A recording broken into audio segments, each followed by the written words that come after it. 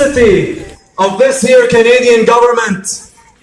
They've been providing arms, shipping bombs to the Israeli terrorist army so that they can drop them on the heads of innocent women and children who are trying to survive a genocide that has been engineered, mass starvation, no food, no water, no medicine.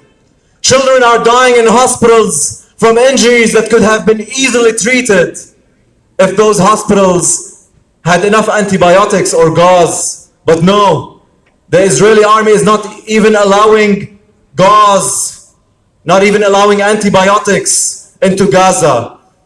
Every injury is a potential of death, and so far more than 40,000 people have been killed, of them 16,000 children and 10,000 women. And it needs to stop. Canadians here are gonna face an upcoming provincial and federal election. And it seems that the politicians here don't wanna even mention that a genocide is happening under the complicity and support of this Canadian government. And we're here to call it out. There have been doctors, American doctors and Canadian doctors, who have volunteered in Gaza in the past 12 months. And they have returned to bear witness and give us a sliver of the hell that the Israeli terrorist regime has been engineering for more than 2.3 million people trapped in an open-air prison that has now become a death camp. These doctors have been brave enough to play this role and treat the wounded in the best way they can. But it's not enough. And I will relay to you some of the eyewitness testimonies. This is the Gaza healthcareletters.org, of which Canadian doctors have sent a letter to Justin Trudeau. And this is one of the doctors saying, Dr. Tanya, pediatric intensive care surgeon, saying, "I wasn't expecting to be most relevant in an adult ICU, but children were overwhelming victims of the Israeli assault.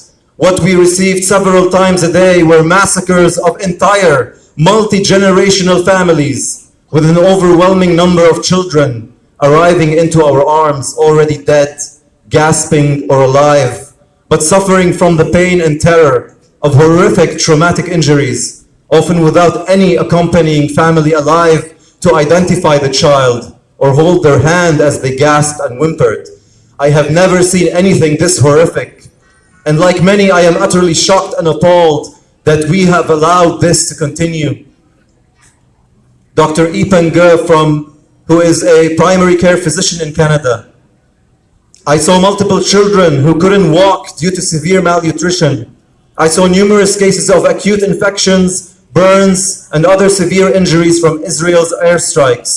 The majority of my patients had limited or no reliable access to nutritious food, clean water, or decent shelter. These patients were being deliberately starved. These are entirely preventable conditions.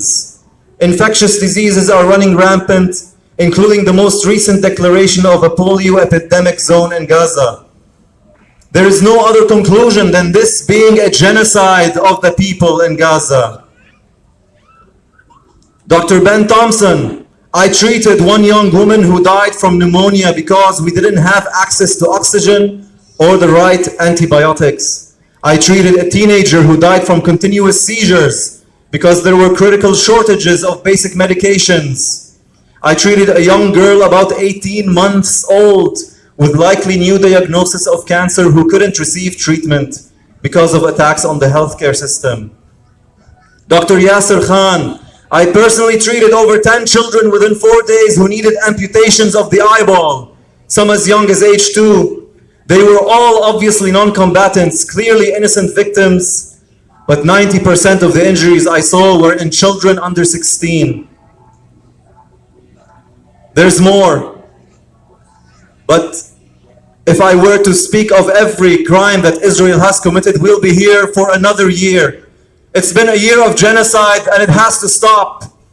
We are calling out our politicians, calling them into account, and we need you to join us as well. We need you to speak up for the children of Palestine so that this genocide ends. But as long as we are complicit and silent, then this terrorist Israeli regime is only going to expand its assault on neighboring countries. They have already bombed 2 hospitals in Lebanon and killed more than 100 healthcare workers there.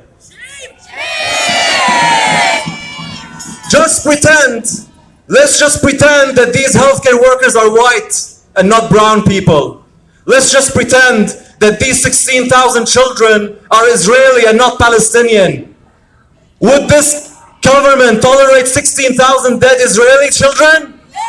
It wouldn't. Then why are Palestinian children of less worth value in your eyes and in this government's eyes? So join us on this march and help us organize so that we can put pressure on these politicians and end these war crimes. Free, free Palestine! Free, free Palestine! Free, free, free Palestine! From the river to the sea! From the river to the sea! Palestine will be free! We'll be free! From the sea to the river! From the sea to the river! Palestine will live forever! Palestine will live forever! End the occupation now! End the occupation now! End the siege on Gaza now! End the siege on Gaza